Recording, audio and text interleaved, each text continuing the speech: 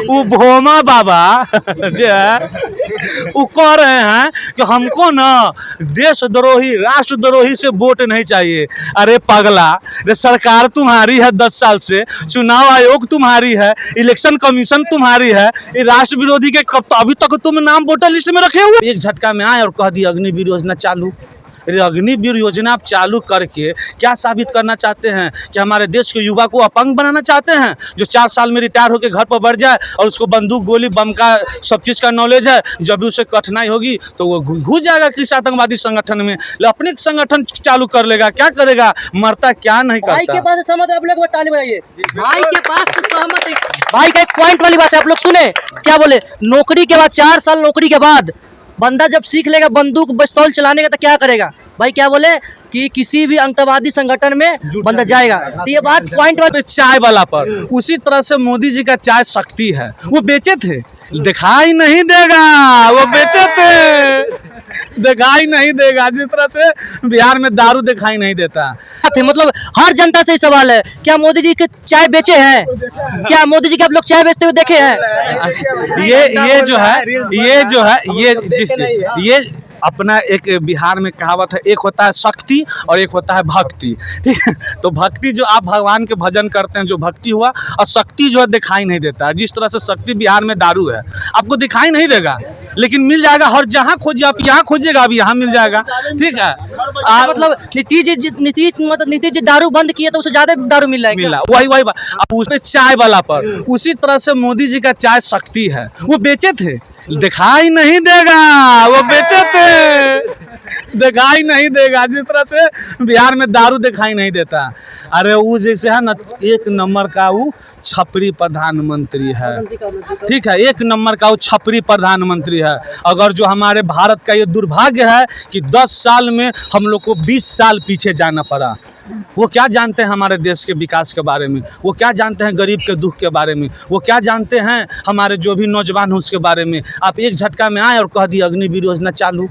अग्निवीर योजना आप चालू करके क्या साबित करना चाहते हैं कि हमारे देश के युवा को अपंग बनाना चाहते हैं, जो 4 साल में रिटायर होकर घर पर बढ़ जाए और उसको बंदूक गोली बम का सब चीज़ का नॉलेज है, जब भी उसे कठिनाई होगी तो वो घुस जाएगा किसी आतंकवादी संगठन में, अपने संगठन चालू कर लेगा। क्या करेगा, मरता क्या नहीं करता। भाई के पास सहमत है, आप लोग ताली बजाइए।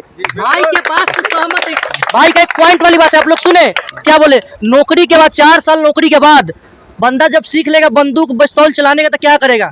भाई क्या बोले कि किसी भी आतंकवादी संगठन में बंदा जाएगा। तो ये बात पॉइंट वाली भैया बात बोले, इससे आगे बोलिए। इससे आगे देखिए, हम बस एक राहुल जी वाली भाई बात है, सुनिएगा आप लोग ध्यान से। राहुल गांधी जो है वो आंधी है, देश का अगला गांधी है। हम लोग किसी जातिवादी बात नहीं, हम लोग तेजस्वी यादव को भी बोल सकते हैं, लेकिन नहीं, राहुल गांधी देश के प्रधानमंत्री बनेंगे।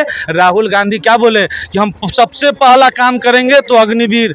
कल या परसों रायबरेली में के ठाकुर हजाम जी के यहाँ गए थे, दाढ़ी बनवाए थे, सेट करवाए थे। ठीक है, वहाँ भी बोले थे तुम टेंशन नहीं लेना, हम सबसे पहले अग्निवीर को हटाएंगे, सबसे पहला काम। अरे देश के लिए वो सोच रहा है, आप क्या सोच रहे हैं देश के लिए? आप सिर्फ देश के लिए सोच रहे हैं, सिर्फ क्या आप सोच रहे हैं कि कब मुद्दा बदल जाए, कब मुद्दा बदल जाए, हिंदू मुस्लिम में परिवर्तन हो जाए। ये गिरिराज सिंह है, गिरिराज सिंह के हैं वो भोमा बाबा जो है वो कह रहे हैं कि हमको ना देशद्रोही राष्ट्रद्रोही से वोट नहीं चाहिए।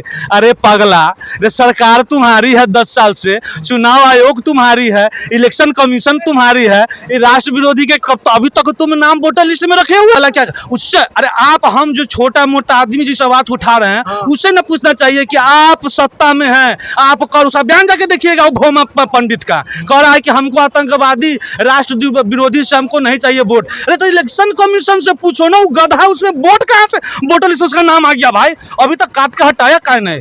तो वो मुसलमान को जो उनको वोट नहीं देंगे उनको बोलते हैं देशद्रोही। अब बताइए ये भोमा को कौन समझाए, इस पागल को कौन समझाए? अभी जस्ट यहाँ पे भाषण दिए थे क्या नाम है, सतीश कुमार जी अभी बोले थे आरजेडी मतलब रोज झूठा पार्टी। रोज झूठा दल बोले थे, दल। हाँ, रोज झूठा दल मतलब बोलते हैं कि रोज झूठी बात बोलता है।